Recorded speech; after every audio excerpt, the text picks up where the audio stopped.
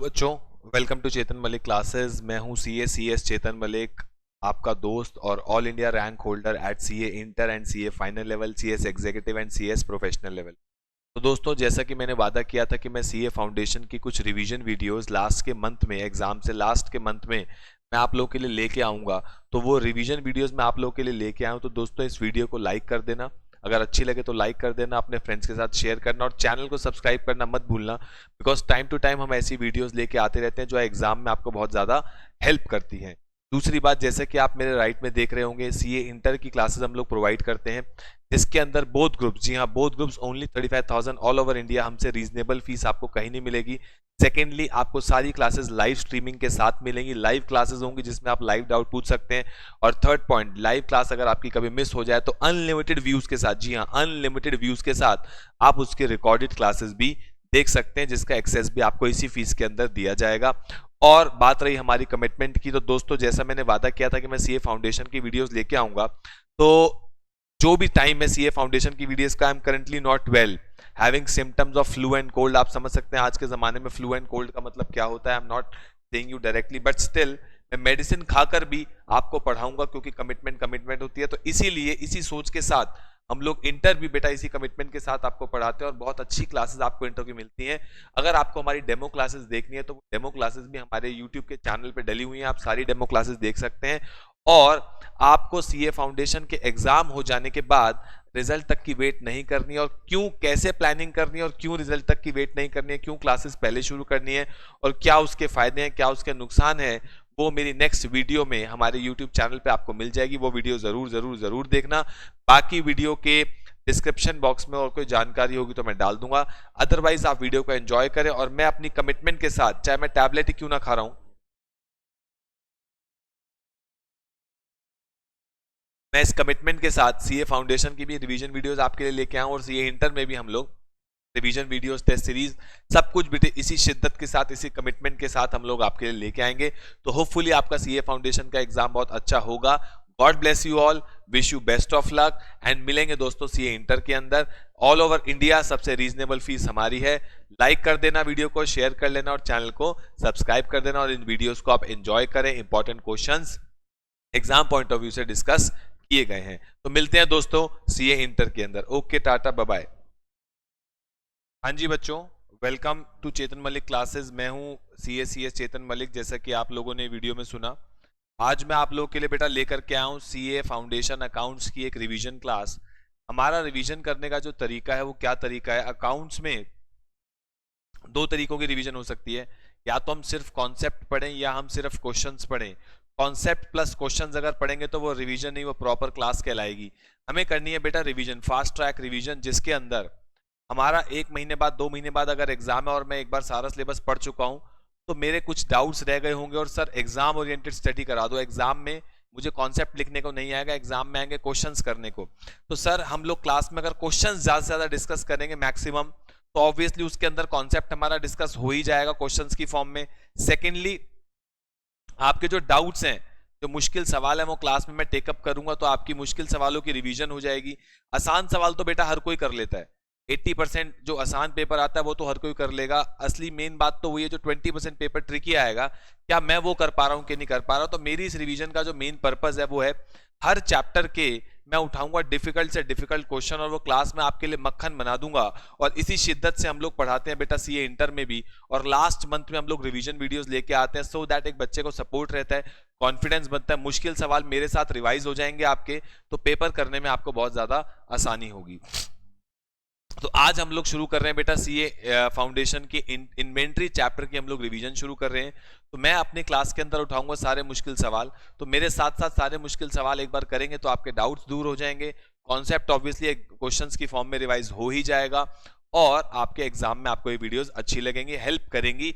और अगर बेटा वीडियो अच्छी लगे तो इस वीडियो को लाइक कर देना, अपने फ्रेंड्स के साथ शेयर कर लेना, और चैनल को सब्सक्राइब करना मत भूलना, बिकॉज चैनल सब्सक्राइब करने से आपको बेनिफिट मिलेगा कि टाइम टू टाइम जो आपकी क्लास हम लोग अपलोड करेंगे रिवीजन वीडियोस, उसकी नोटिफिकेशन आप तक आ जाएगी, जिसको आप आराम से एग्जाम में हेल्प आपको कर सकती है वो वीडियो, और जिसको आप आराम से देख सकते हैं बेटा अपने एग्जाम से पहले।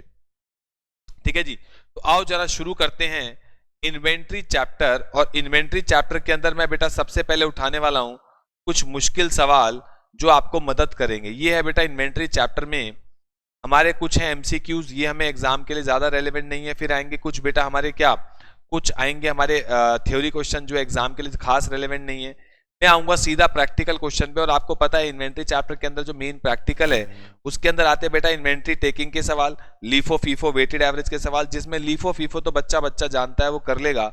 मेन सवाल होते हैं बेटा इन्वेंट्री टेकिंग वाले। इन्वेंट्री टेकिंग के जो सवाल होते हैं वो आपके मेन क्वेश्चंस होते हैं, वो हम आज शुरू करेंगे। तो सबसे पहले हम लोग आ रहे हैं problem number 179 of the chapter inventory. कोई आपका समय बर्बाद ना करते हो हम लोग क्वेश्चन के साथ शुरू करेंगे। आओ जी मेरे साथ साथ प्रॉब्लम नंबर 179 पे आए और साथ साथ समझें जी। हर क्वेश्चन को करने का तरीका जरा मेरे साथ साथ देखना। एक्स जो कि अपनी बुक्स क्लोज कर रहा था 31 मार्च को, वो वहां पे एक्चुअल स्टॉक की वैल्यू लेना भूल गया, और जो उसने सीधा निकाली 9 अप्रैल को, तो उसके गोदाम में जो माल था वो 2.5 लाख रुपए का था। कहने का मतलब क्या है, जरा ध्यान से देखना बेटा। कह रहा है 31 मार्च को ये अपने गोदाम में कितना माल था क्लोजिंग स्टॉक वो निकालना भूल गया, उसको पता ही नहीं है कितना स्टॉक है। लेकिन 9 अप्रैल को जब इसे अपने गोदाम में गया तो इसके गोदाम में जो माल पड़ा था वो 2.5 लाख का माल पड़ा था। मैंने कहा ओके, आगे चलते हैं जी।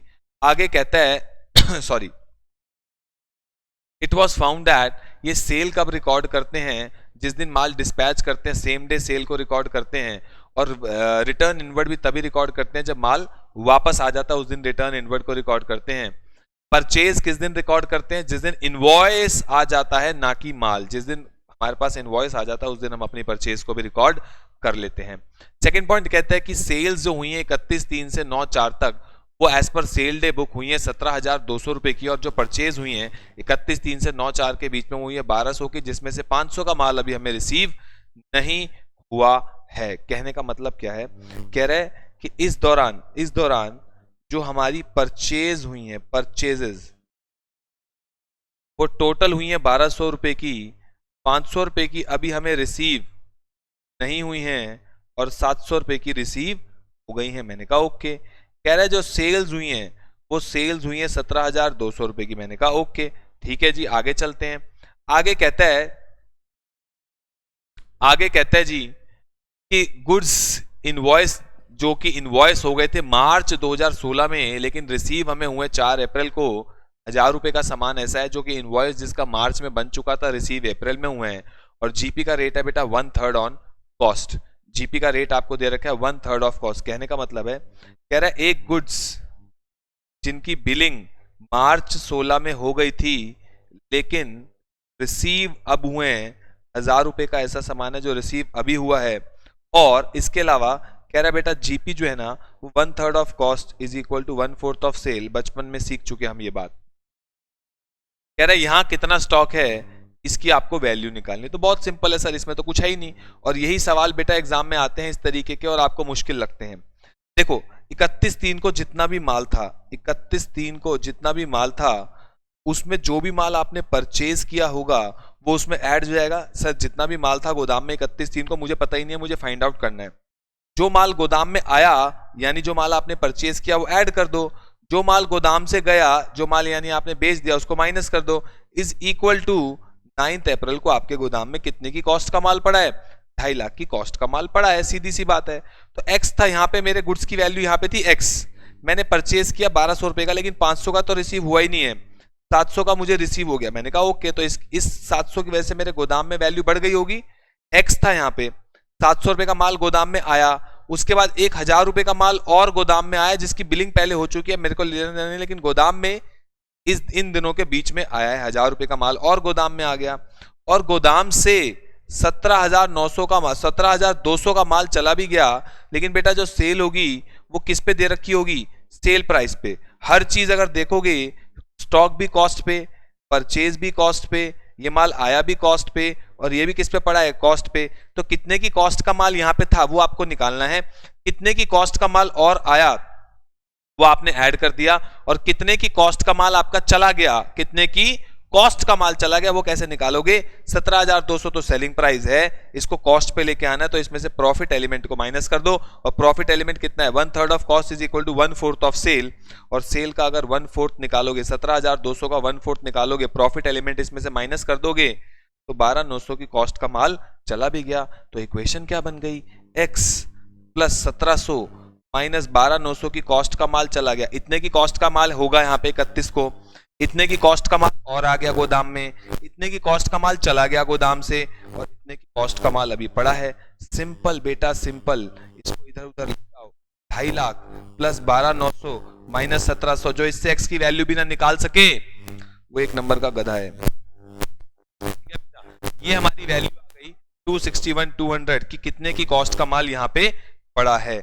अब इसको आपने निकाला कैसे? अगर इसको स्टेटमेंट फॉर्म में करोगे, 9 अप्रैल को जितना माल था आपने उसमें किया, जो माल आपने बेचा है उसको कॉस्ट पे ऐड कर दिया, सेल्स को आपने ऐड कर दिया, एट कॉस्ट प्राइस कितने की कॉस्ट का माल आपने बेचा, और क्या माइनस कर दिया? कितने की कॉस्ट का माल आपने परचेज किया। सिंपल है, मैं इन दोनों को इधर ले गया और मेरी इक्वेशन चेंज हो गई। इतने की कॉस्ट का माल यहाँ पे था, इतने की कॉस्ट का मैंने और खरीदा तो उससे मेरी वैल्यू बढ़ जाएगी, और इतने की कॉस्ट का मैंने बेच दिया, वो माइनस कर दो, उतना माल गोदाम से कम हो गया, तो गोदाम में 9 अप्रैल को 2.5 लाख का माल पड़ा है।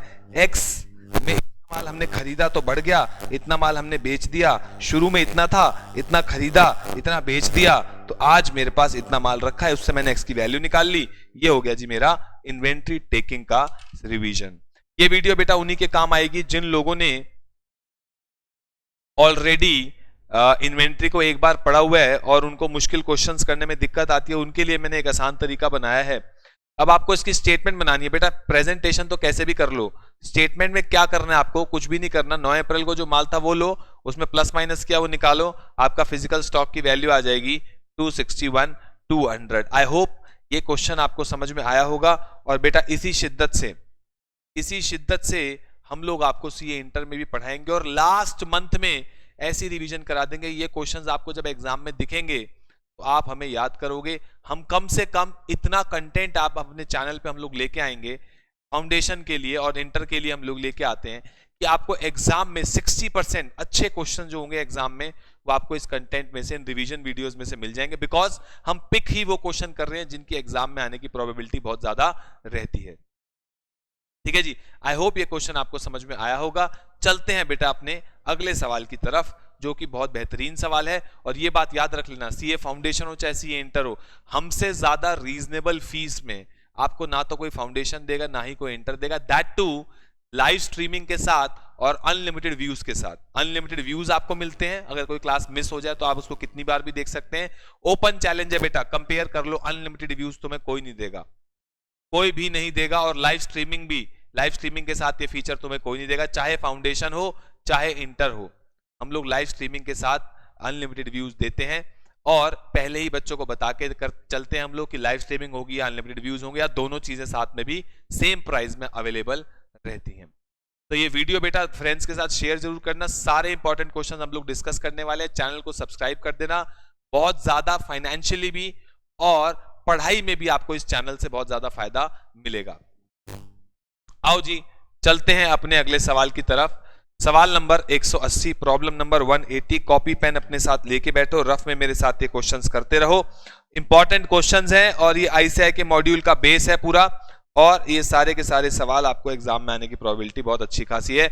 आओ जी, कह रहा है 1/4 को जो हमारा वैल्यू ऑफ स्टॉक है वो है 7 लाख रुपए का। मैंने कहा ओके, लेकिन पहली लाइन पढ़ना हम भूल गए। पहली लाइन कह रही है from the following information ascertain the value of stock on 31 मार्च। 31 मार्च की वैल्यू निकालनी है, ठीक। मैंने कहा ओके। आओ जी एक बार इसका जरा चार्ट बनाते हैं। 1/4/16, 31 मार्च 17, और ये कह रहा है कि यहाँ पे जो आपकी स्टॉक की वैल्यू है, यहाँ पे जो आपकी स्टॉक की वैल्यू है वो है 7 लाख रुपए। मैंने कहा ओके ठीक। कह रहा है value of stock on 1/4 is 7 lakh. मैंने लिख लिया। 31/3 के स्टॉक की वैल्यू आपको निकालनी है। मैंने कहा ओके। जो परचेजेस किए आपने पूरे साल के अंदर वो है 34,60,000 रुपए की। आओ जी, जो आपने पूरे साल में परचेजेस की हैं वो है बेटा कितनी? 34,60,000 रुपए की। मैंने कहा ओके। पूरे साल में जो आपके मैन्युफैक्चरिंग एक्सपेंस हैं वो है 7 लाख। चलो ठीक है जी, आप कह रहे हो 7 लाख है तो 7 लाख होंगे। कह रहे सेल्स, पूरे साल की जो सेल है वो है 5220। चलो ओके, ये भी मान ली तुम्हारी बात। अब मेन बात है, आगे जरा चलते हैं।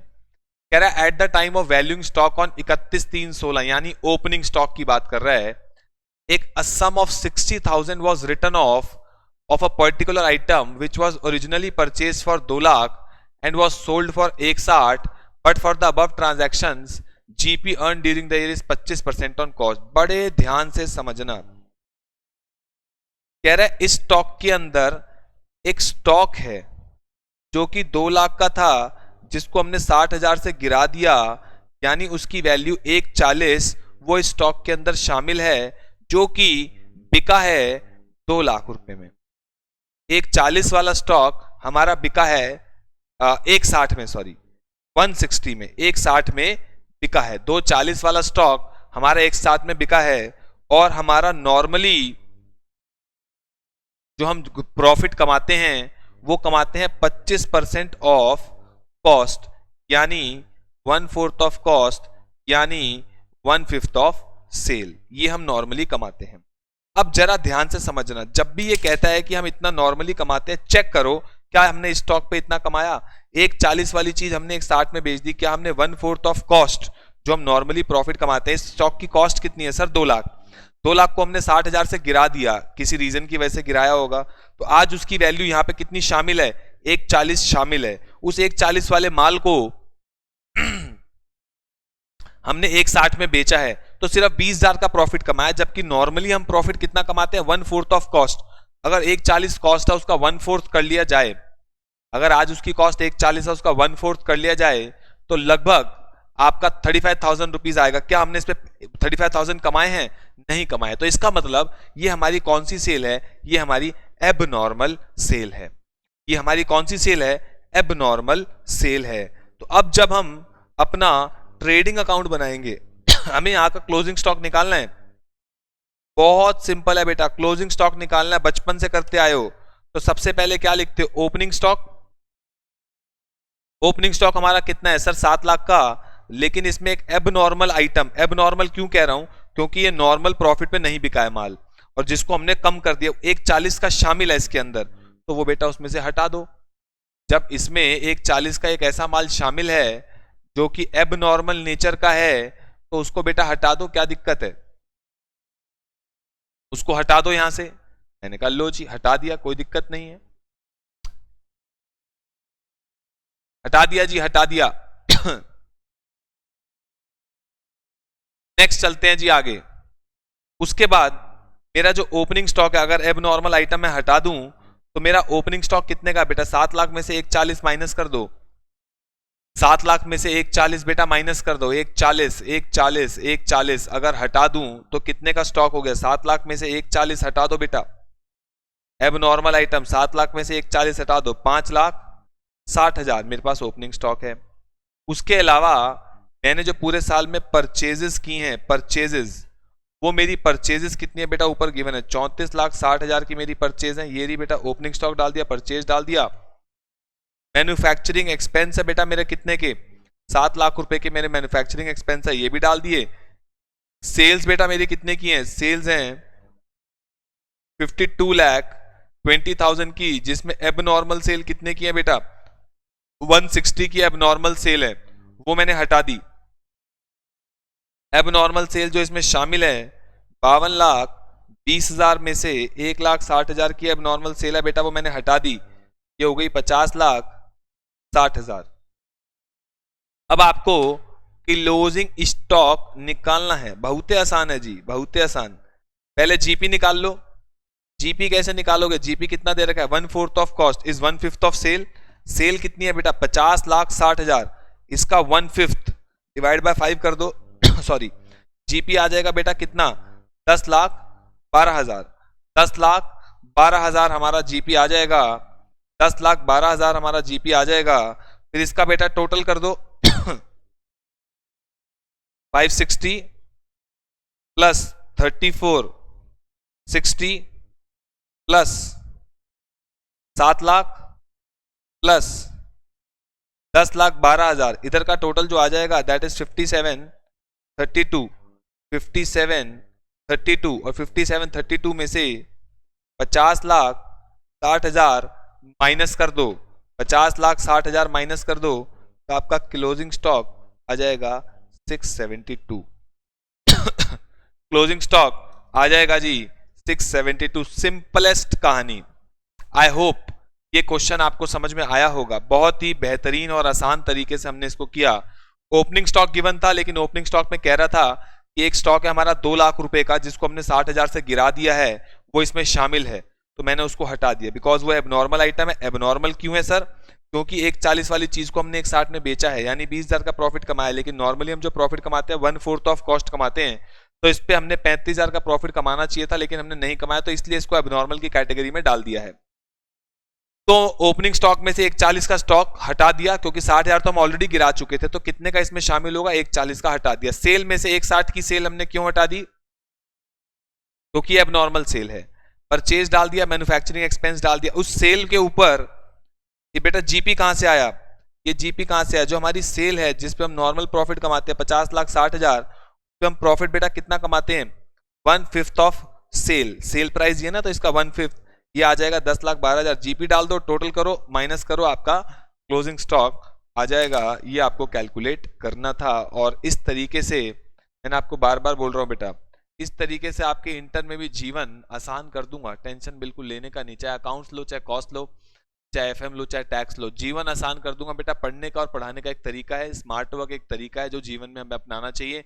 I am a rank holder, जो बच्चे मुझे नहीं जानते हैं, सीए इंटर और सीए फाइनल में I am a rank holder 10th and 13th, और सीएस एग्जीक्यूटिव में और सीएस प्रोफेशनल में also I am a rank holder and I am holding 5 degrees. तो कुछ तो स्मार्ट वर्क करते हैं हम लोग, तो कुछ तो स्मार्ट वर्क, वही स्मार्ट वर्क आपको मेरे से सीखना है, और किस तरीके से हम सीए के साथ सीएस कर सकते हैं, एक्सेल कर सकते हैं। और सबसे बड़ी बात, फाउंडेशन खत्म होते ही रिजल्ट की वेट करनी है नहीं करनी है, इंटर शुरू करना है, उसके क्या फायदे क्या नुकसान, उसकी एक वीडियो बना के डालूंगा बेटा अपने चैनल पे, वो जरूर देखना। बहुत स्मार्ट वर्क मिलेगा आपको, बहुत ज्यादा सीखने को मिलेगा आपको, क्या करना चाहिए क्या नहीं करना चाहिए, और कैसे रीजनेबल फाइनेंशियल्स के साथ अपनी कोचिंग को कंप्लीट करना चाहिए। अब वो जमाने गए जहां पे एक एक टीचर की मोनोपली हुआ करती थी और वो 20-20, 25-25 हजार रुपए चार्ज करता था। आज की डेट में जमाना बहुत कॉम्पिटिटिव है, और आपको सबसे ज्यादा यही देखना है कहाँ मुझे अच्छी क्लासेस, कहाँ मुझे रीजनेबल फीस के साथ, कहाँ conceptual clarity plus maximum questions हम लोग क्लास में कवर कर रहे हैं, plus revision plus test series plus doubt sessions. तो ये सारी चीजें आपको देखनी है। एनीवेज, बढ़ते हैं अपने अगले क्वेश्चन की तरफ। आई होप ये सवाल आपको समझ में आया होगा। एक और बेहतरीन सवाल इन्वेंट्री चैप्टर का हम लोग शुरू करते हैं जी। आ जाओ जरा मेरे साथ साथ, 181 पे आए जी। 181 बेहतरीन सवालों में से एक सवाल है, बेहतरीन, बहुत ही बढ़िया। Profit and loss of Hanuman showed a net profit of 6 lakh. कह रहा है कि जो हनुमान का प्रॉफिट है, हनुमान का बेटा प्रॉफिट हम निकाल नहीं सकते, पर ये हनुमान कोई आदमी होगा, उसका 6 लाख का नेट प्रॉफिट है, जिसमें क्लोजिंग स्टॉक है 375 का, और 31 मार्च को जो क्लोजिंग स्टॉक है वो 375 का, और प्रॉफिट दे रखा है बेटा 6 लाख रुपए का। उसके बाद हमें ये एरर्स पता लगे हैं। एरर्स क्या पता लगे हैं? कि परचेज में शामिल है 15,000 रुपए जो कि हमने इलेक्ट्रिक फिटिंग के लिए दिए थे। मतलब परचेज मेरा एक्सपेंसेस साइड में आता है और डेबिट साइड में आता है ना ट्रेडिंग की। मैंने परचेज में 15,000 फालतू दिखा रखे हैं, एक्सपेंस फालतू दिखा रखा है। ये तो सर एक एसेट है, electrical fitting for the shop है, ये एसेट है, मैंने परचेज में दिखा रखी है, यानी एक्सपेंस फालतू दिखा रखा है। एक्सपेंस ज्यादा दिखाया होगा तो मेरा नेट प्रॉफिट कम आ रहा होगा, तो मुझे अपने नेट प्रॉफिट को 15,000 से क्या कर देना चाहिए? बढ़ा देना चाहिए। नेक्स्ट, अनुमान ने 40,000 का सामान एज फ्री सैंपल दिया था जिसकी एंट्री नहीं करी। तो जब फ्री सैंपल की एंट्री बेटा होती क्या है? Advertisement account debit to purchases, मुझे परचेज को कम करना चाहिए और पीएनएल में एडवर्टीजमेंट दिखाना चाहिए, जिसकी मैंने एंट्री पास नहीं की। तो जब मैं ट्रेडिंग में डेबिट साइड में परचेज में माइनस करूंगा, advertisement account debit to purchase है, परचेज माइनस करूंगा, एक्सपेंस को कम करूंगा, तो नेट प्रॉफिट बढ़ जाएगा ट्रेडिंग में। लेकिन जब वो बढ़ा हुआ नेट प्रॉफिट पीएनएल में आएगा और मैं एडवर्टीजमेंट का खर्चा डेबिट साइड में दिखाऊंगा, तो मेरा वापस से पीएनएल कम हो जाएगा। तो इस एंट्री की वजह से मेरे प्रॉफिट पे कोई फर्क नहीं पड़ा होगा। मैं अभी लिख के भी आपको सारा समझाऊंगा, अभी सिर्फ डिस्कस कर रहा हूं। नेक्स्ट कह रहे 2.5 लाख का ऐसा सामान है, 2.5 लाख का ऐसा सामान है जो कि एंटर तो हो गया था 27 मार्च को, लेकिन गुड्स अभी स्टॉक में शामिल नहीं। इनवॉइस हमें मिल गया होगा, हमने इनवॉइस के हिसाब से एंट्री कर दी, लेकिन अभी स्टॉक आया ही नहीं है, माल अभी आया ही नहीं है। देखते हैं इसका क्या करना है। मार्च में 2 लाख का ऐसा सामान था जो हमने बेच दिया और डिलीवर कर दिया, लेकिन इसको हमने सेल माना है अप्रैल की। सर अप्रैल की थोड़ी सेल होगा, अगर मार्च में आपने गुड्स बेच दिए और डिलीवर कर दिए तो मार्च की तो सेल है, और जब मार्च की सेल अगर बढ़ाओगे तो प्रॉफिट बढ़ जाना चाहिए, लेकिन आपने इसको सेल दिखाया हुआ है अप्रैल की, तो गलती करी, आपने मार्च की सेल दिखाना चाहिए था। और उसके अलावा 75,000 का सामान ऐसा है जो हमने अप्रूवल के लिए भेजा था मार्च में, अपने कस्टमर को अप्रूवल पे भेजा था, sale on approval basis at a margin of 1/3, यानी 1/3 ऑफ कॉस्ट, यानी 1/4 ऑफ सेल पे भेजा था। लेकिन अप्रूवल तो अप्रैल में आया है, लेकिन सेल इसको मान लिया हमने मार्च की। मार्च की सेल में ऐसे गुड्स शामिल हैं जो अभी सेल हुए ही नहीं थे, अप्रूवल तो अप्रैल में आया है, तो सेल में से इसको कम करेंगे। सिंपल सी कहानी है। आओ जरा राइटिंग में बेटा समझते हैं, राइटिंग में समझते हैं जी, राइटिंग में कहानी ज्यादा अच्छे से समझ में आती है। आओ जी, कहने का जो क्वेश्चन आपको दे रखा है वो ये दे रखा है कि ट्रेडिंग और पीएनएल, ये है बेटा प्रॉब्लम नंबर 181। कह रहा है ट्रेडिंग और पीएनएल, ट्रेडिंग में आता है बेटा जीपी, और वो जीपी यहाँ पे जब आ जाता है तो नेट प्रॉफिट आ जाता है। ये नेट प्रॉफिट आपको दे रखा है बेटा कितना, 6 लाख रुपए का। कह रहा है लेकिन इस ट्रेडिंग और पीएनएल में कुछ गलतियां हैं, जिन गलतियों की वजह से आपको ये प्रॉफिट सही करके निकालना है।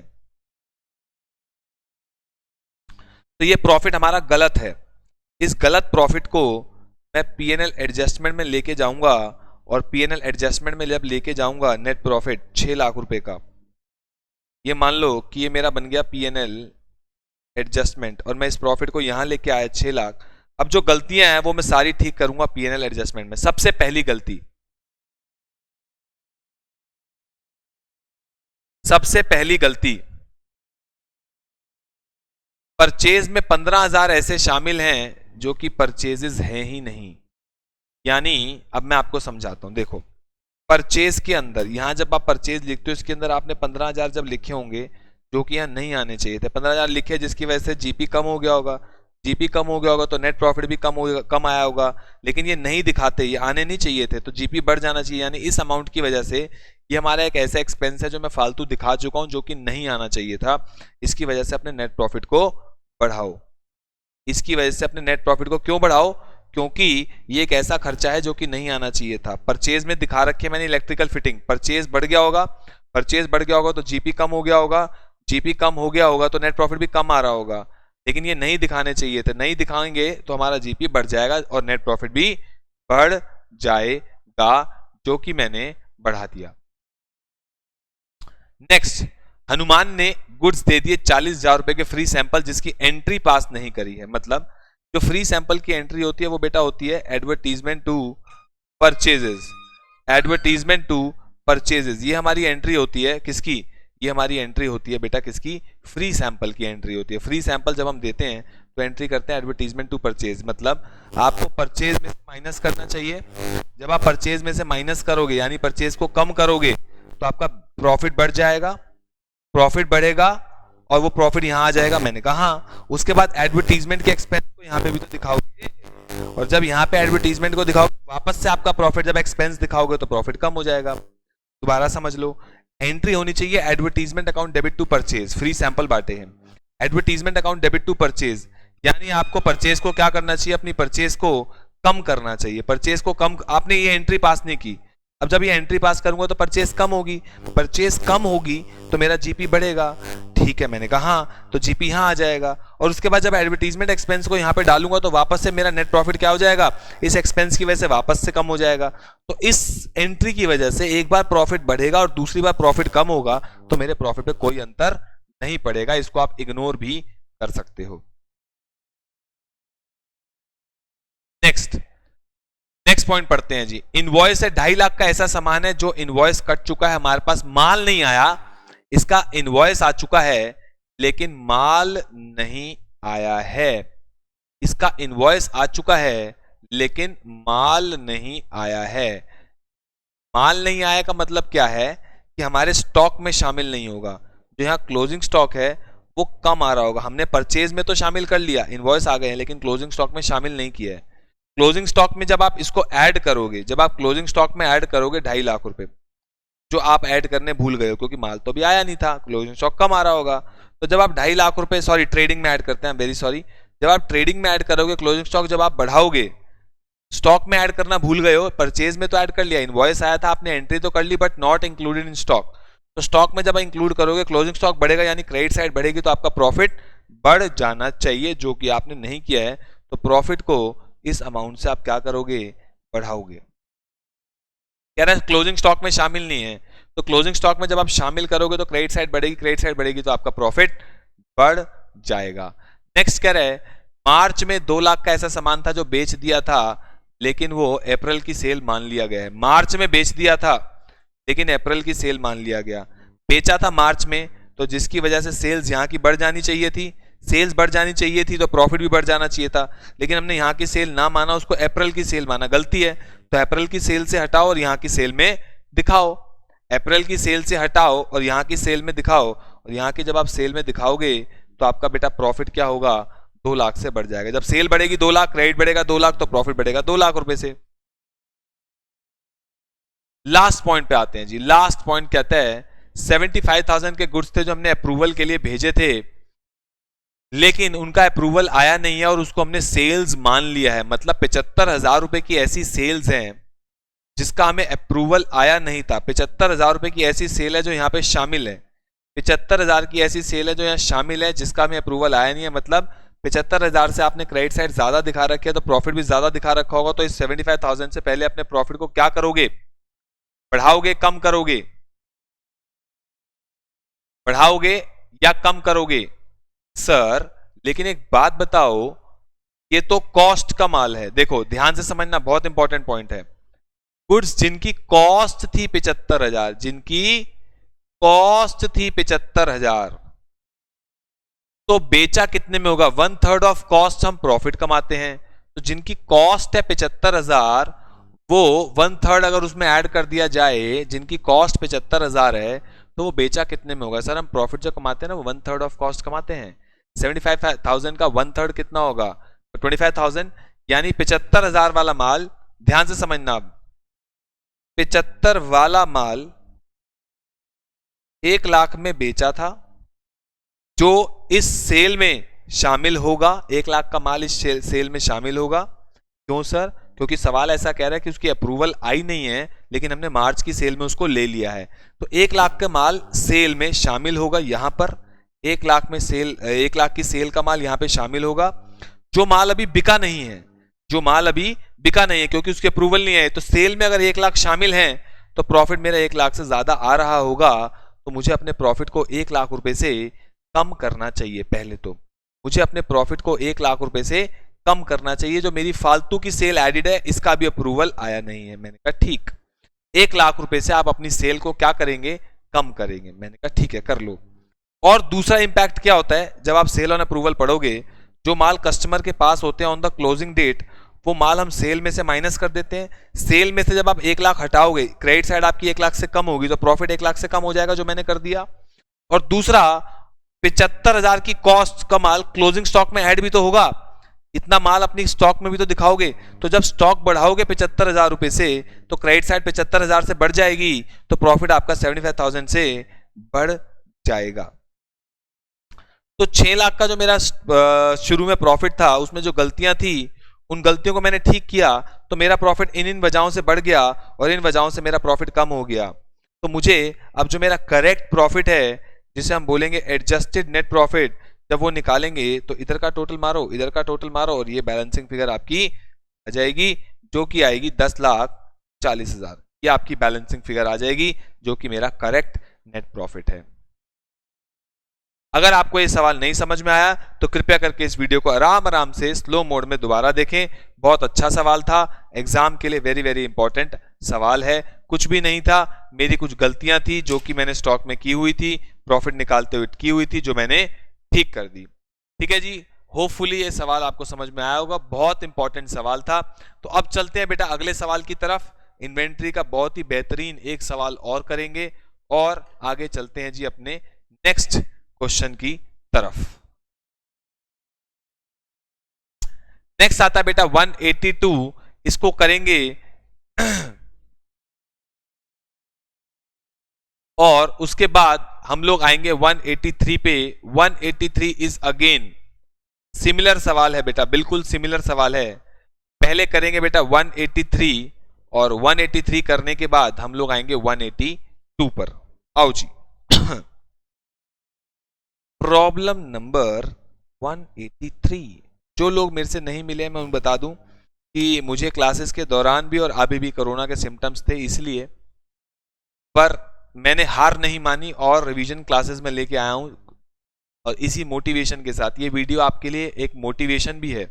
मोटिवेशन क्यों है कि सर अगर मेडिसिन खा के पढ़ा सकते हैं तो हमें तो कोई दिक्कत भी नहीं है, फिर भी हम क्यों नहीं पढ़ सकते पूरा दिन, और सीए फाउंडेशन एक बार में क्यों नहीं क्लियर कर सकते। टू बी वेरी ऑनेस्ट, अगर मैं दवाई खा के आपको पढ़ा सकता हूं तो आप क्यों नहीं क्लियर कर सकते हो। अगर फ्लू एंड कोल्ड के सिम्टम्स हैं तो पढ़ाने से मर तो नहीं जाऊंगा। सिमिलरली इतना तगड़ा अपना दिमाग को ट्रेन करो भाई, कुछ हो जाए मुझे पढ़ के रहना है और सीए फाउंडेशन एक बार में क्लियर करना ही करना है। तो ये वीडियो मैंने जो मेडिसिन खाई आपके सामने वो इसीलिए खाई थी ताकि आपको ये बिलीव हो कि सर अगर मेडिसिन खा के पढ़ा सकते हैं तो हम क्यों नहीं पढ़ सकते हैं। और to be very honest, I am going through very bad phase right now. बहुत कोरोना के मेरे को सिम्टम्स थे इस समय, कोल्ड एंड फ्लू बहुत ज़्यादा है, गले में बहुत प्रॉब्लम है, बट मैंने कहा नहीं, कमिटमेंट कमिटमेंट है, पढ़ाना है तो पढ़ाना है, रिवीजन करानी है तो करानी है, डाउट्स खत्म करने हैं तो करने हैं, और इंपॉर्टेंट क्वेश्चन को डिस्कस करना है तो करना है। ये आपको कुछ दिखाना नहीं है, मुझे आपको चाहता है कि आप इस वीडियो से मोटिवेशन लें कि मुझे भी इतना अपने दिमाग को ट्रेन करना है कि मुझे एग्जाम के अंदर चाहे कुछ हो जाए मैं अच्छे से तैयारी करके जाऊंगा और एग्जाम एक बार में क्लियर करूंगा ही करूंगा। ठीक है जी, तो मिलते हैं, चलते हैं जी अगले सवाल की तरफ। सवाल नंबर है 183। जिनके पास हमारी बुक नहीं है वो स्क्रीनशॉट ले सकते हैं। कह रहा है फ्रॉम द फॉलोइंग इंफॉर्मेशन, आपको स्टॉक की वैल्यू निकालनी है 31 मार्च 16 को और प्रॉफिट निकालना है for the year, net profit जिसका आंसर आ रखा है 140,500। कह रहा है ओपनिंग स्टॉक इतना था, मैंने कहा ओके, परचेज इतनी है, मैन्युफैक्चरिंग एक्सपेंस इतना है, सेलिंग एक्सपेंस इतना, एडमिन इतना, फाइनेंशियल इतना, सेल इतना। कह रहा है जो 31 मार्च को ये स्टॉक की वैल्यू दे रखी है ना, एक स्टॉक था 17,500, सॉरी एक sum of 17,500 was return of on a particular item. एक चीज जो हमने 50,000 रुपए की खरीदी थी उस पे 17,500 हमने राइट ऑफ कर दिए हैं, वो इसमें शामिल है। मैंने कहा अच्छा जी, जो कि बेच दिए हैं साल के दौरान 45,000 के, और जीपी जो आपको दे रखा है वो 140,500 पूरे साल का दे रखा है। इससे तो घटिया सवाल बेटा हो नहीं सकता, इससे घटिया सवाल हो नहीं सकता। सिमिलर सवाल है जो हमने किया था अभी अभी, जो हम करके आए जिसमें हमने ट्रेडिंग बनाया था, दैट इज प्रॉब्लम नंबर 180। बिल्कुल सेम सवाल है प्रॉब्लम नंबर 180 जैसा। ओपनिंग स्टॉक में से एबनॉर्मल आइटम को हटाओ आओ जी मेरे साथ साथ करना। कह रहा है ओपनिंग स्टॉक है हमारा 142,500 का, जिसके अंदर एक स्टॉक शामिल है जिसकी कॉस्ट थी 50,000, जिसको 17,500 से हमने राइट ऑफ किया था, तो उसकी जो वैल्यू यहाँ पे बची होगी वो 32,500 वैल्यू इसमें शामिल होगी जो इसमें शामिल है। उसके अलावा परचेजेस वगैरह वगैरह वगैरह, और सेल आपको दे रखी है, पूरी जो साल की सेल है वो है 1245, और यही माल हमने जो बेचा था वो 45,000 का बेचा था। ये भी अब नॉर्मल आइटम होगी, इसको माइनस कर दो। अभी हमने समझा था अब नॉर्मल क्यों है, क्योंकि नॉर्मल जो जीपी का रेट होता है वो हमने इसमें नहीं कमाया है, इसलिए ये अब नॉर्मल आइटम है। बस अब ट्रेडिंग बना दो, अब तो कुछ है ही नहीं। ओपनिंग स्टॉकवा है बेटा 142,500। मजे आ जाएंगे बेटा, ऐसे सवाल एग्जाम में आ जाए, इसे ट्रिकी कहते हैं। बताओ इसमें से अब नॉर्मल आइटम 32,500 का ऐसा स्टॉक इसमें शामिल है जो कि अब नॉर्मल आइटम है, वो इसमें से माइनस करेंगे, आपका स्टॉक आ जाएगा बेटा 1,10,000 रुपए का। उसके अलावा आपको परचेजेस गिवन है 762,500, मैंने कहा ओके। मैन्युफैक्चरिंग एक्सपेंस गिवन है 1.5 लाख रुपए के, मैंने कहा ओके। जो चीजें ट्रेडिंग में आती है वो मुझे यहाँ दिखानी चाहिए, सिंपल सी बात है। सेलिंग आता नहीं, एडमिन आता नहीं, फाइनेंशियल आता नहीं। सेल्स गिवन है, 1245 की, जिसके अंदर 45,000 मेरी एबनॉर्मल आइटम है, यानी नॉर्मल सेल आ गई 12 लाख, मैंने कहा ओके। जो तुम कहो मैं ओके ओके कहता रहूंगा, मुझे कोई टेंशन नहीं है। इसके अलावा जीपी, जीपी जो आपको गिवन है, जो जीपी आपको गिवन है, सवाल में मिसप्रिंट है, वो गिवन है 20%। तो जो नॉर्मल सेल है 12 लाख, 12 लाख का 20% जब आप जीपी निकालोगे वो आ जाएगा बेटा कितना, 2,40,000। बस इधर का टोटल करो, इधर का टोटल करें जी, इधर का टोटल करें, 1,10,000 प्लस 762,500 प्लस 150 प्लस 240, ये हो गया बेटा 12,62,500 सॉरी, इधर भी करेंगे 12,62,500, तो क्लोजिंग स्टॉक आपका बैलेंसिंग फिगर आ जाएगा 62,500। ये तो हो गया क्लोजिंग स्टॉक। उसके बाद बोल रहा है नेट प्रॉफिट निकालो, जीपी आ चुका है, इसके बाद पीएनएल बनाएंगे, ये साला चला जाएगा पीएनएल के अंदर, जीपी चला गया पीएनएल के अंदर, एडमिन सेलिंग और फाइनेंशियल खर्चे यहाँ पे माइनस कर दो, आपका नेट प्रॉफिट आ जाएगा, जो कि ऑलरेडी मैंने एग्जाम में दे रखा है 140,500 आपका आ रहा है। कुछ भी नहीं करना, जीपी जिस बच्चे का आ गया 240, जीपी लेके जाओ पीएनएल में, एडमिन माइनस करो, सेलिंग माइनस करो, फाइनेंशियल खर्चे माइनस करो, आपका आंसर आ जाएगा, जीपी आ जाएगा, कोई दिक्कत नहीं है, एनपी नेट प्रॉफिट आपका निकल के आ जाएगा, कुछ भी नहीं है उसके अंदर।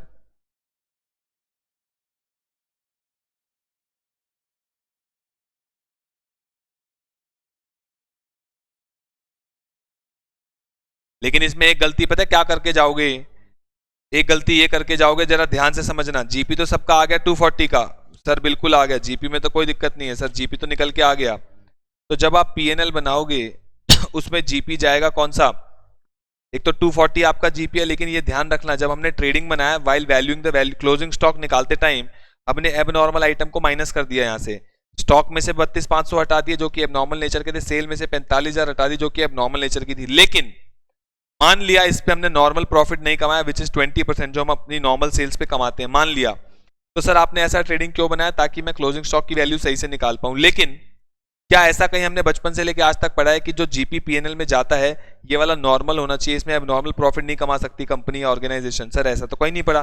तो यहाँ जो जीपी आप लेके गए 240 तो ये वाला चला ही गया, 240 तो ये वाला जीपी चला ही गया, साथ साथ एब नॉर्मल आइटम पे भी तो आपने प्रॉफिट कमाया है, हाँ सर कमाया है, कैसे, 32,500 वाला माल आपने 45 का बेचा है, 32,500 वाला माल आपने 45 का बेचा है, जिसको आपने यहां तो कंसीडर नहीं किया, लेकिन आपने इसमें 12,500 रुपए का प्रॉफिट कमाया है एब नॉर्मल आइटम पे।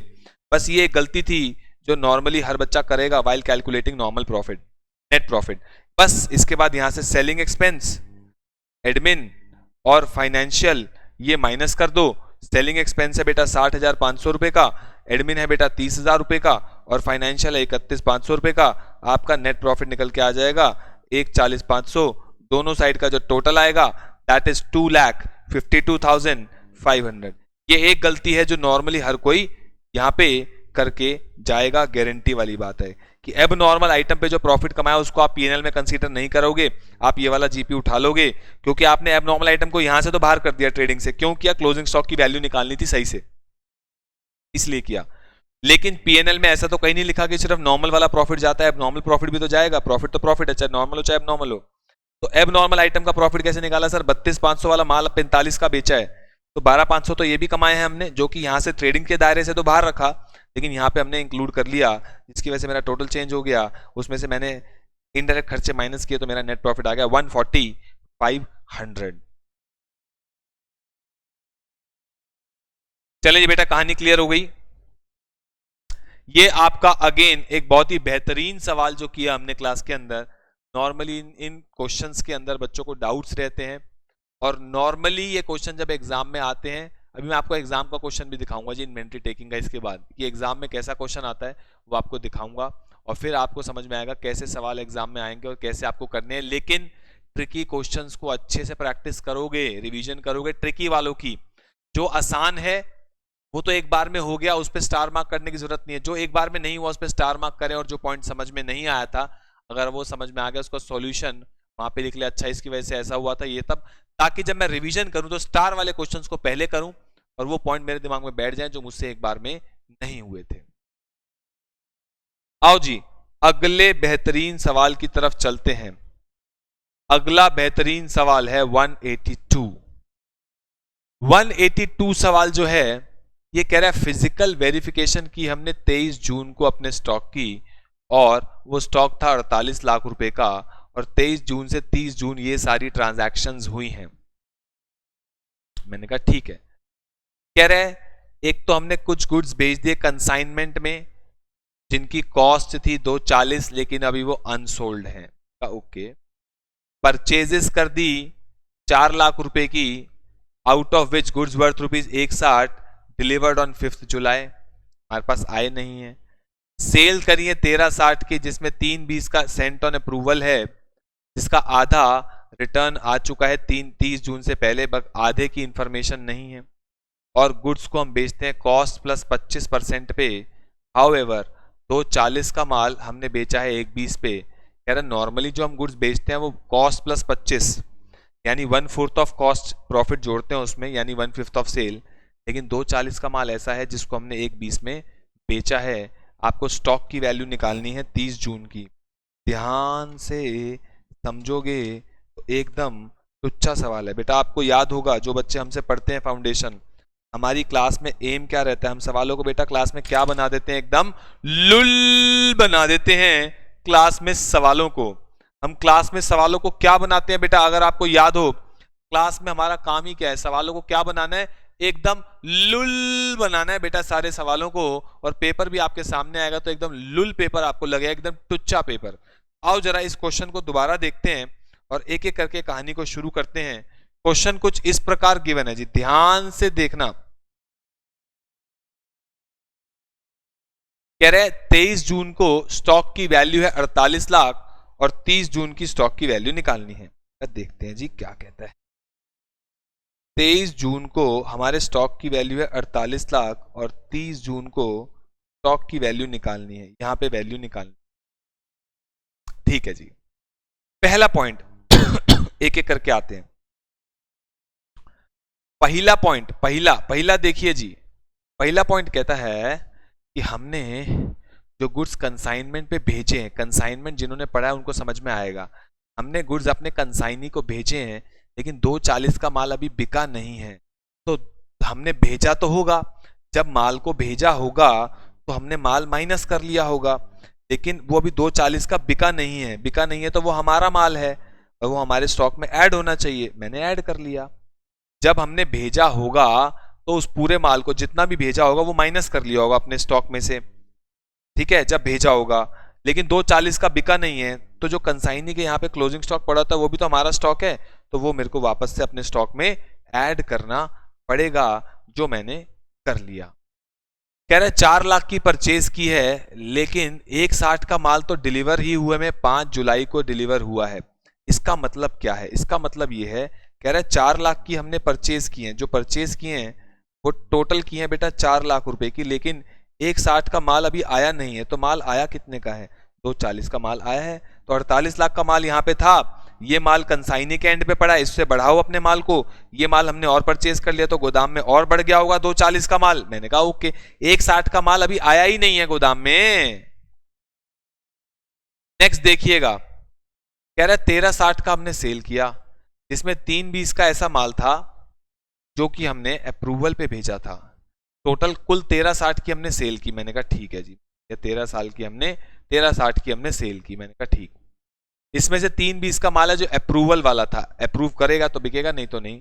आधा तो अप्रूव हो गया, सॉरी आधा तो रिटर्न आ गया, 30 जून से पहले पहले रिटर्न आ गया। आधा माल रिटर्न आ गया, मतलब 160 का माल रिटर्न आ गया और बाकी की इंफॉर्मेशन नहीं है, बाकी की इंफॉर्मेशन नहीं आई है।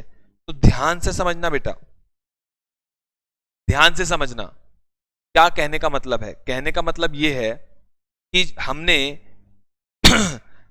टोटल जो सेल किया वो 1360 का माल सेल किया, जिसमें से जिन गुड्स की वर्थ 320 थी वो हमने अप्रूवल के लिए भेजे थे। सेल किया होगा तो गोदाम से माल कम हो गया होगा, जब हमने माल बेचा होगा तो गोदाम से माल कम हो गया होगा। मैंने कहा ठीक है, लेकिन उसमें से 320 का अप्रूवल पे भेजा था जिसमें से आधा माल हमारे पास 30 जून से पहले पहले वापस आ गया है, आधा माल 30 जून से पहले पहले हमारे पास वापस आ गया है और बाकी की कोई इंफॉर्मेशन नहीं है, बाकी की कोई इंफॉर्मेशन नहीं है, तो क्या करेंगे बताएं जी।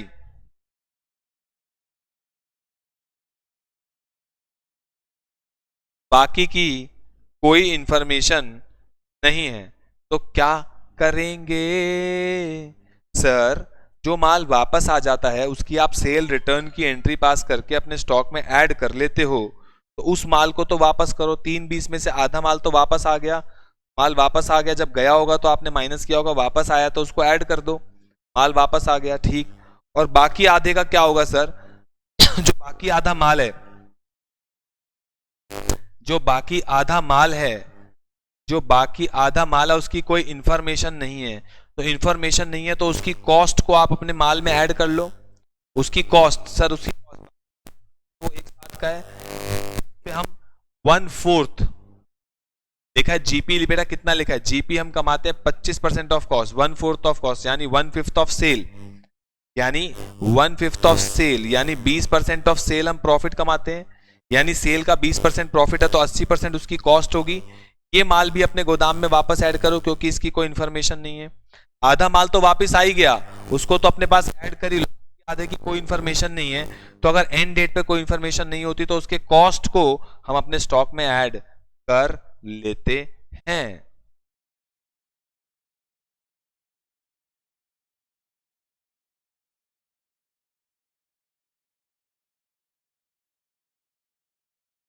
बताएं जी। या फिर इसको आप एक और तरीके से देख सकते हो, एक और तरीके से क्या देख सकते हो कि सर जो आधा माल 320 का हमारा अप्रूवल पे गया था, 320 की सेल का माल अप्रूवल पे गया था, 320 की सेल का माल अप्रूवल पे गया था, 160 का बेटा वापस आ गया, तो जब वापस आएगा तो उसकी कॉस्ट को अपने गोदाम में ऐड कर लो, उसकी कॉस्ट को अपने गोदाम में ऐड कर लो। कॉस्ट कैसे निकाली? 320 का आधा माल कितना हुआ? 160।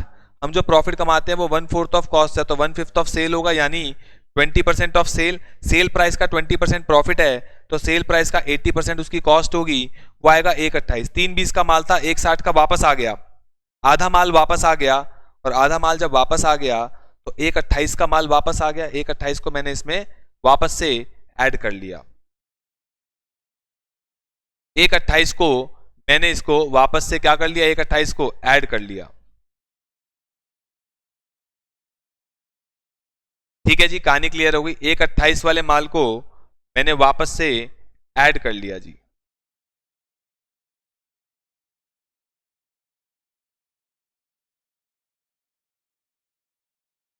ठीक है जी, कहानी क्लियर हो गई।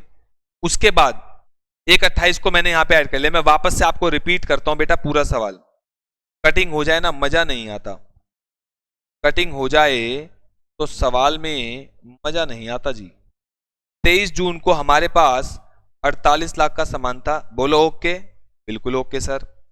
240 का माल हमने कंसाइनी को भेजा था लेकिन वहां अनसोल्ड है, तो वो हमारा ही स्टॉक होना चाहिए, स्टॉक में ऐड करो। जब भेजा होगा तो आपने मान लो 10 लाख का माल भेजा था, तो 10 लाख अपने स्टॉक में से माइनस कर लिया होगा, 240 वहां बचा हुआ है तो उसको वापस से ऐड बैक करो, आपका ओके।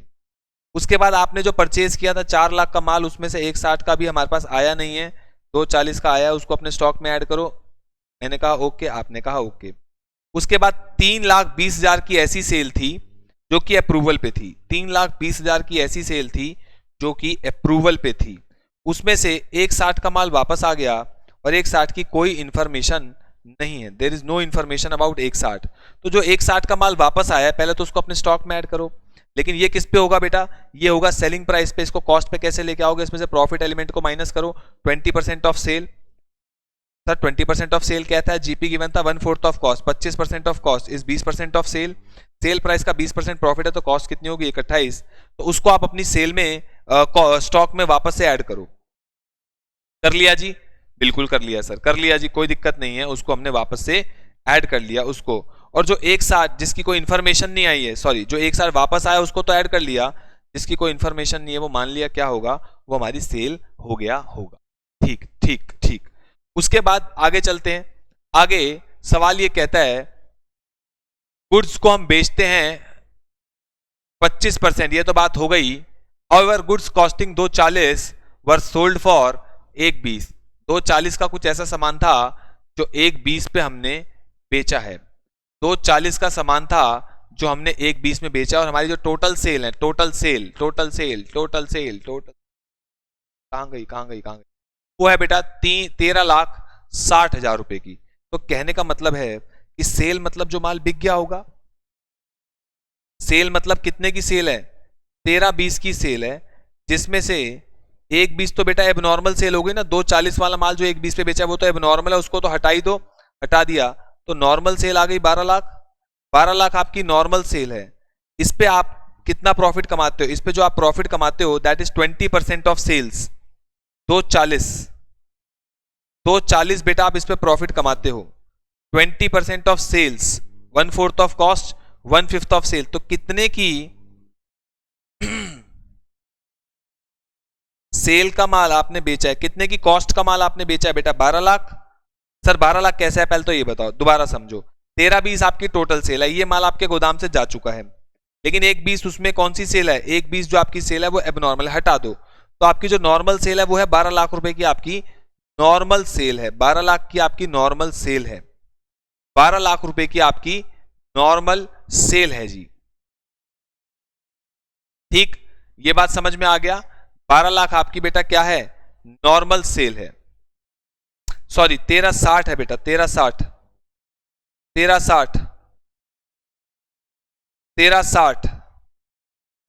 है बेटा आपकी सेल। उसमें से 1-20 आपकी एबनॉर्मल सेल है, वो मैंने हटाई, तो आपका जो सेल बची वो बची 12-20 की। मैं इसमें क्या एज्यूम करके चल रहा हूं कि इस 12-20 की सेल में जो ये इंफॉर्मेशन नहीं आई है, ये 160 इसमें शामिल हैं, और ये 160 जो इसमें शामिल हैं ये नॉर्मल सेल ही मैंने कंसीडर किया है, जो आईसीआई ने कंसीडर नहीं किया है, जो आपको करना चाहिए। तो बेटा 1360 की सेल थी, उसमें से 1-20 मेरी एबनॉर्मल सेल थी, वो मैंने हटा दिया, तो मेरी नॉर्मल सेल जो बची वो बची 12-20, और 12-20 में मेरा कितना प्रॉफिट शामिल है? 20% ऑफ सेल। 12-20 का 20%, 244 मेरा प्रॉफिट इसमें शामिल है, माइनस कर दो तो कॉस्ट आ जाएगी। 976 इज माई कॉस्ट। इतने की कॉस्ट का माल बिका है। टोटल 1360 की सेल हुई थी, उसमें से 1-20 एबनॉर्मल क्यों है? लास्ट लाइन गिवन है, गुड्स जिसकी कॉस्ट 240 थी वो 1-20 में बिके हैं, तो 1-20 हटा दिया, एबनॉर्मल सेल को हटा दिया। एबनॉर्मल सेल को हटाते ही मेरी आ गई नॉर्मल सेल, और इस नॉर्मल सेल पे मैंने इतना प्रॉफिट कमाया होगा, ये भी हटा दिया, ये भी कॉस्ट पे आ गया। तो इतने की कॉस्ट का माल था, इतने की कॉस्ट का माल और आ गया, इतने की कॉस्ट का माल और आ गया, इतने की कॉस्ट का माल वापस आ गया, इतने की कॉस्ट का माल आपके यहाँ से बिका है, तो ये आ जाएगा जी हमारे पास। निकाल लो जी, क्लोजिंग स्टॉक बिल्कुल सिंपल आ जाएगी। 48 lakh plus 240 plus 240 plus 128 minus 976, ये आपका आ जाएगा बेटा 4432। 4432 4432 मेरी एजम्पशन क्या है? मेरी एजम्पशन ये है कि जो 160 का माल वापस आया था वो तो मैंने ऐड कर लिया, लेकिन जो जिसकी कोई इंफॉर्मेशन नहीं मिली उसको मैंने सेल मान लिया, तो वो यहां पे शामिल है, वो यहां पे शामिल है जी, वो यहां पे शामिल है। बस इतनी सी बात है और कुछ भी नहीं है। मेरा जो आंसर में डिफरेंस है वो इसी वजह से कि वो मैंने मान लिया कि वो यहां पे शामिल है।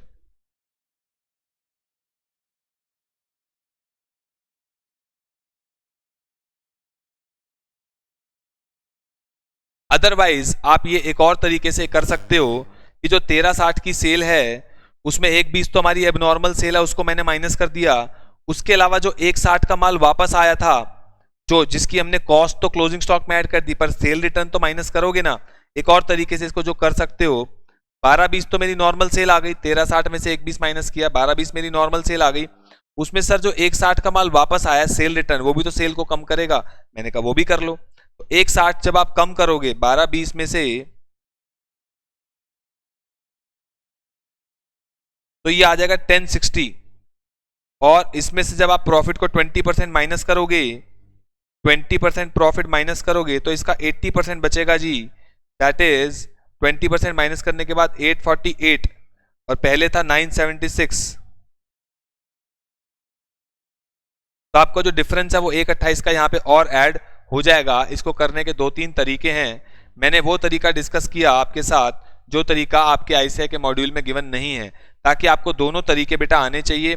जिसको वो तरीका समझ में आता है वो उस तरीके से कर सकता है, जिसको ये वाला तरीका समझ में आता है वो इस तरीके से कर सकता है। और अगर आपको अभी भी कोई डाउट है इस सवाल में तो आप मुझे इस नंबर पर व्हाट्सएप कर सकते हैं जी। इस नंबर पर आप मुझे इस सवाल के लिए, अगर अभी भी कोई डाउट है तो इस सवाल के लिए इस नंबर पर व्हाट्सएप कर सकते हैं। और आई होप इसके अलावा अगर हम बात करें तो बाकी सारे सवाल आपको समझ में आ गए होंगे और सारे इंपॉर्टेंट सवाल हम लोगों ने डिस्कस किए क्लास के अंदर। और इस सवाल में सिर्फ सेल वाले पॉइंट में एक हिच है, और वो क्या हिच है जी? वो क्या हिच है? वो हिच ये है कि जो माल वापस नहीं आया, जिसकी कोई इंफॉर्मेशन नहीं है, सवाल कह रहा है जिसकी कोई इंफॉर्मेशन नहीं है, उस इंफॉर्मेशन ना होने की वजह से उसको सेल माने कि ना माने, उसको भी रिटर्न ले या ना ले, और क्या करे क्या ना करे क्वेश्चन में स्पेसिफिक मेंशन नहीं है। तो एक तरीका आईसीआई ने अपने तरीके से किया और एक तरीका मैंने आपको करके दिखाया कि अलग अलग एजम्पशन पे क्या किया जा सकता है, सो दैट आपके मन में कोई इफ एंड बट हो तो वो साथ साथ क्लियर हो जाए। आई होप ये सारे सवाल इन्वेंट्री के आपको बहुत अच्छे से क्लियर हुए होंगे। नहीं हुए तो आप मेरे को पर्सनली बेटा एक बार और व्हाट्सएप कर सकते हैं। अब मैं आपको दिखाने जा रहा हूं कुछ एग्जाम के सवाल, या आरटीपी नवंबर 20 में जो सवाल आपका आया है इन्वेंट्री का, वो मैं आपको दिखाऊंगा जी। एक बार आओ जरा मेरे साथ साथ देखो जी। इन्वेंट्री का सवाल जो आपका आरटीपी नवंबर 20 में आया है, जरा एक बार देखते हैं जी। इस तरीके का सवाल है जो आपका इन्वेंट्री के अंदर आया है। आओ जी देखो जी। वैल्यूएशन ऑफ इन्वेंट्री कह रहा है एक ट्रेडर ने अपने अकाउंट्स 31 मार्च तक हर साल वो बनाता है, लेकिन किसी रीजन की वजह से वो स्टॉक टेकिंग नहीं कर सका, और 15 अप्रैल को उसके गोदाम में जो माल पड़ा था वो 50,000 रुपए का माल था, और 31 से लेके 15 तक जो ट्रांजैक्शन हुई, इतने का माल बिक गया, इतने का माल परचेज किया, इतने का माल वापिस आया। 15 मार्च को 10,000 की सेल का माल जो सेल ऑन अप्रूवल पे भेजा था, उसमें से 40% माल 10 अप्रैल को आ गया, बाकी अप्रूविंग द रेस्ट। देखो यहाँ पे अप्रूविंग लिखा है, अप्रूविंग का मतलब बाकी उसने अप्रूव कर दिया, और कस्टमर का हमने बिल बनाया 16 अप्रैल को। ट्रेडर को गुड्स मिले 8,000 रुपए के, कॉस्टिंग 8,000 रुपए के मार्च में, और जो सेल ऑन किया था consignment basis 20% of the goods had been sold by 31 March and other 50% by 15 April, और ये सेल इंक्लूडेड नहीं है, ऊपर की सेल में शामिल नहीं है। जो ट्रेडर प्रॉफिट बेचता है वो 20% सेल पे माल बेचता है। आपको इन्वेंट्री की वैल्यू निकालनी है 31 मार्च 2020 की इन्वेंट्री की वैल्यू निकालनी है। तो आओ जी मेरे साथ साथ जरा इस सवाल को देखो।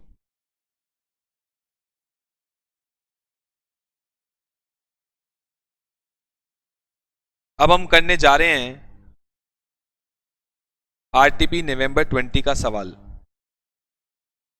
कहता है 31 मार्च को नॉर्मली अपना स्टॉक टेकिंग करता है, जो इस बार नहीं कर पाया, यहाँ का स्टॉक आपको निकालना है।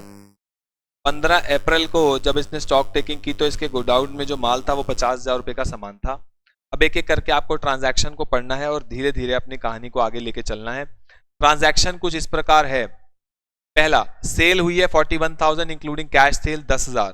कह रहा है जो टोटल सेल हुई है वो 41,000 की सेल हमारी हुई है। तो मैं यहाँ फैक्ट्स लिख रहा हूँ, सेल हुई है बेटा 41,000 की, मैंने कहा ओके।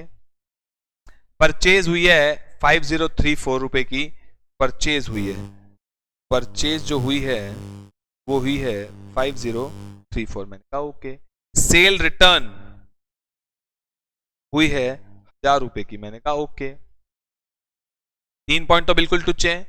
15 मार्च को कह रहा है goods of the sale value 10,000 were sent on approval basis to a customer, और 15 मार्च को हमने 10,000 रुपए का माल अप्रूवल बेसिस पे भेजा था, जिसके अप्रूव करने के लिए हमने 4 हफ्ते का टाइम दिया था, जिसमें से 40% तो उसने 10 अप्रैल को वापस कर दिए। 10 अप्रैल को 40% गुड्स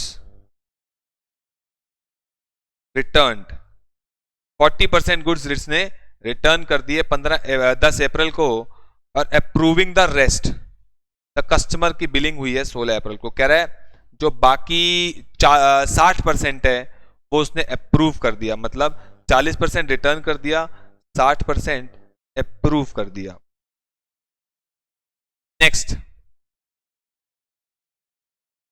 ट्रेडर ने रिसीव किए गुड्स 8,000 रुपए के मार्च में, 8,000 रुपए के गुड्स रिसीव किए हैं, 8,000 के गुड्स रिसीव किए हैं बेटा मार्च में, क्या ठीक? सेल हमें कंसाइनमेंट बेसिस पे बेचने के लिए मिला था माल, 20% तो हमने बेच दिया बाय 31 मार्च, कह रहे हैं इसका 20% तो हमने 31 मार्च तक बेच दिया, अनदर 50% बाय 15 अप्रैल, अनदर 50% 15 अप्रैल तक 50% हमने और बेच दिया, तो 30% माल अभी बचा हुआ होगा, तो यहाँ पे बचा हुआ होगा, और ये ऊपर की सेल में शामिल नहीं है।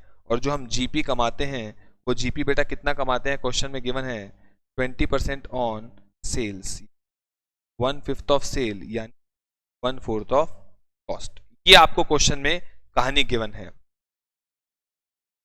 अब मेरे साथ साथ देखना बेटा इस कहानी को कैसे सॉल्व करेंगे, बहुत ही सिंपल सवाल है।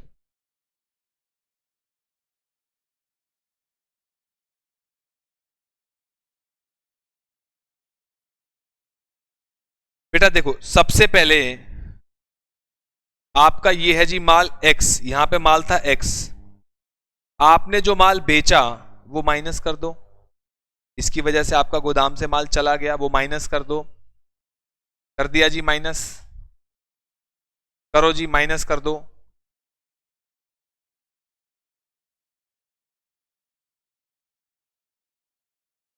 कर दिया जी माइनस,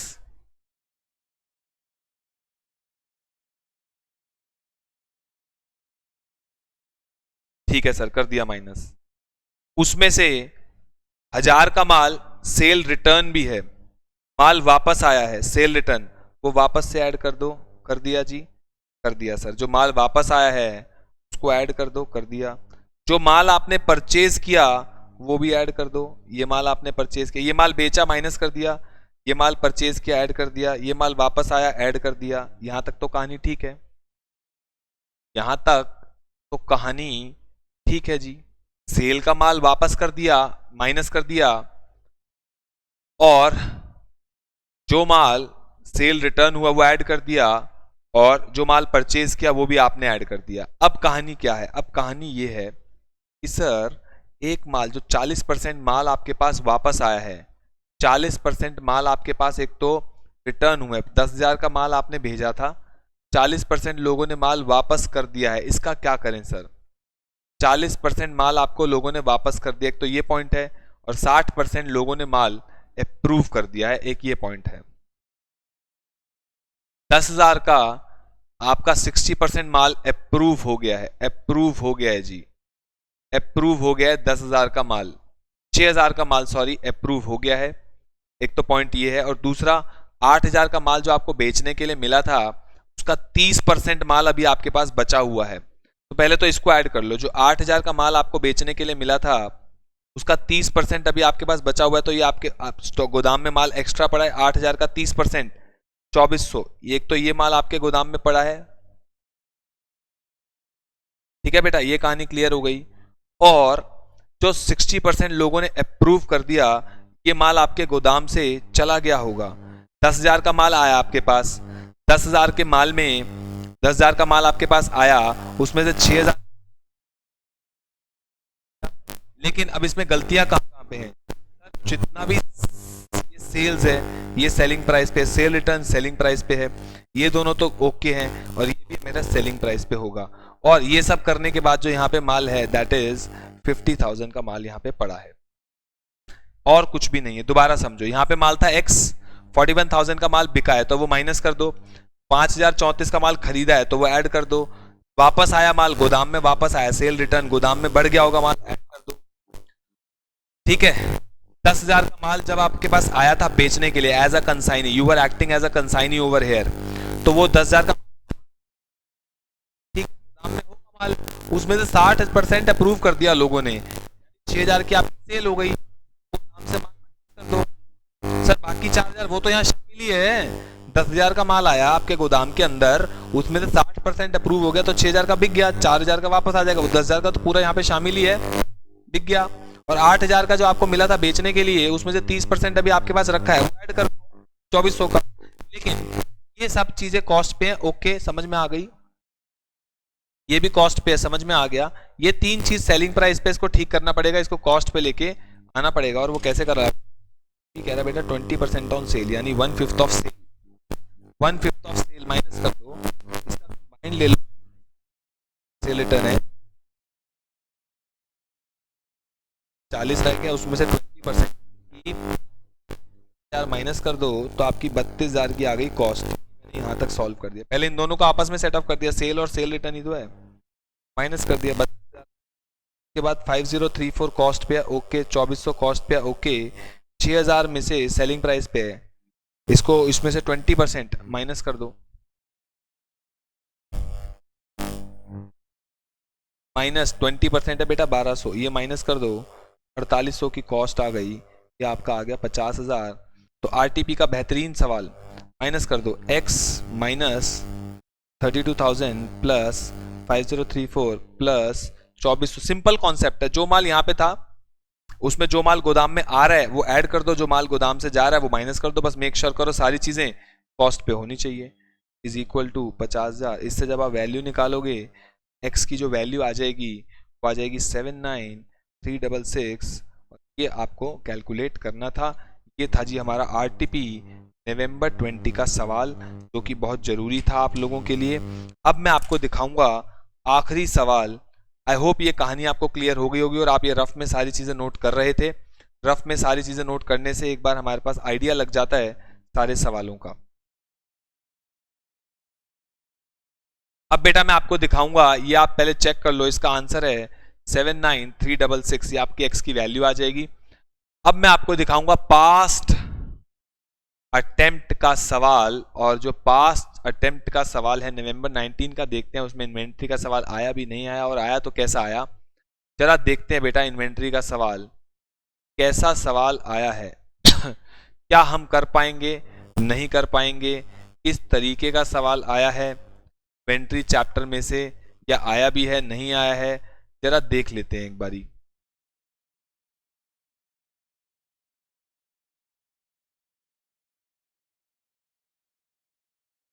पास्ट अटेम्प्ट को देखने से आपको काफी कॉन्फिडेंस भी मिलता है और पता लगता है कि एग्जाम किस टाइप का आ रहा है।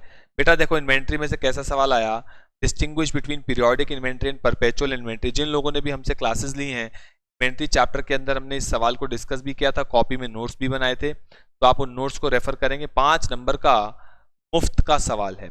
अगर मे 19 को भी एक बार नजर मार लेते हैं, फिर हम आज की क्लास अपनी कक्षा को यहीं समाप्त करेंगे। होपफुली आपको इन्वेंट्री चैप्टर के जितने भी सवाल हैं समझ में आए होंगे और थोड़ा कॉन्फिडेंस आपका बिल्डअप हुआ होगा कि किस तरीके से आपको इन्वेंट्री के सवाल करने चाहिए। आओ जी जरा देखते हैं एक बारी इन्वेंट्री का सवाल। सवाल मे 19 में आया था, नहीं आया था, और आया था तो कैसा आया था रे, कैसा।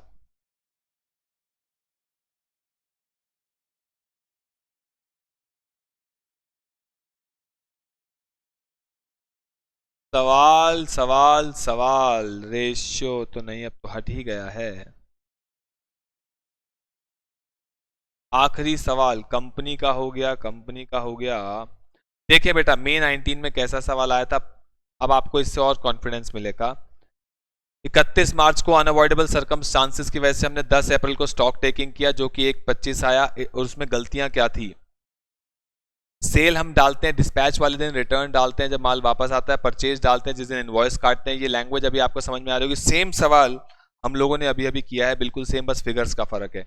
1 अप्रैल से 9 अप्रैल के बीच में सेल हुई है 20,000 रुपए की, फ्री सैंपल हमने बांटे हैं इतने रुपए के 4,000 एट कॉस्ट, परचेज किए इतने रुपए की, लेकिन अभी तक रिसीव नहीं हुई 2,000 रुपए की, और क्या बोलते हैं 2 लाख का सामान है जिसका इनवॉइस तो हमारे पास आ गया लेकिन हमारे स्टॉक में शामिल नहीं है।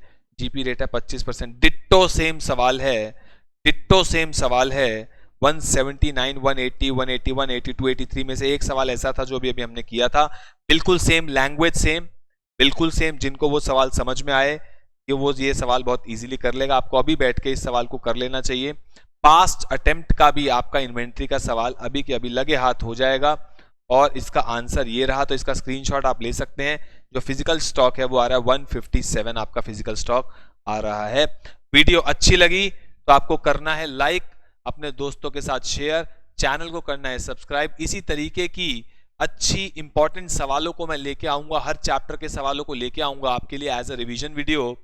और यही सवाल एग्जाम में आपको देखेंगे, जैसा कि आपने देखा भी एग्जाम का सवाल कैसा आया प्रैक्टिकल। बहुत रेयर चांस है कि फीफो लीफो पे सवाल आएगा, प्रैक्टिकली अगर सवाल आएगा तो इन्वेंट्री टेकिंग पे ही आएगा, जिसके बेहतरीन सवाल अभी हमने क्लास में डिस्कस किए हैं। इसी शिद्दत के साथ मैं चाहूंगा कि आप फाउंडेशन एक बार में क्लियर करें और इंटर में भी हम लोग इसी मेहनत के साथ हम लोग इंटर में क्लियर करेंगे। सारे एक बार में इंटर क्लियर कैसे करना है, एग्जाम के बाद वेट नहीं करना है रिजल्ट का, कब से हम लोग बैच शुरू करें, सारी इंफॉर्मेशन हमारे चैनल पे आएगी। एक वीडियो मैं बनाऊंगा, डालूंगा, वीडियो ऑलरेडी बन चुकी है, 1-2 दिन में पब्लिश करूंगा कि एग्जाम के बाद आपको इंटर कब से शुरू करना चाहिए, कैसे स्मार्ट प्लानिंग के साथ आपको इंटर करना है। लेकिन उससे पहले आपका मेन मुद्दा होना चाहिए कि हम फाउंडेशन की सारी रिविजन वीडियोस इंपॉर्टेंट क्वेश्चंस के फॉर्मेट में, क्योंकि एग्जाम में क्वेश्चन ही आना है तो क्वेश्चन के बेसिस पे हमारा कॉन्सेप्ट तो रिवाइज हो ही जाएगा। इंपॉर्टेंट क्वेश्चन मैं सारे रिवाइज कर लूं एंड मोमेंट पे, और चैप्टर वाइज ये वीडियोस मैं मिस ना करूं, अपने दोस्तों को भी शेयर करूं।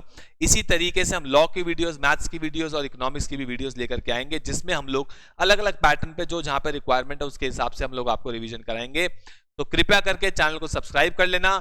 मिलेंगे नेक्स्ट रिवीजन वीडियो में, तब तक के लिए इन्वेंट्री को रिवाइज कर लो, इस वीडियो को दोबारा देख लो, देखना चाहो तो सारे इंपॉर्टेंट क्वेश्चंस को, और इसी तरीके से चैप्टर वाइज मेरे साथ अपना पूरा अकाउंट्स आप important, I will take care कि मैं 80-90% आपका अकाउंट्स के मेन चैप्टर जिनकी आने की प्रोबेबिलिटी सबसे ज्यादा है उनके अच्छे सारे क्वेश्चंस मैं क्लास में आपको रिवीजन के तौर पे आपको करा दूंगा, जिससे कि आपको बहुत बेनिफिट मिलेगा। दोस्तों एग्जाम में वीडियो को शेयर करना मत भूलना, चैनल को सब्सक्राइब करना मत भूलना।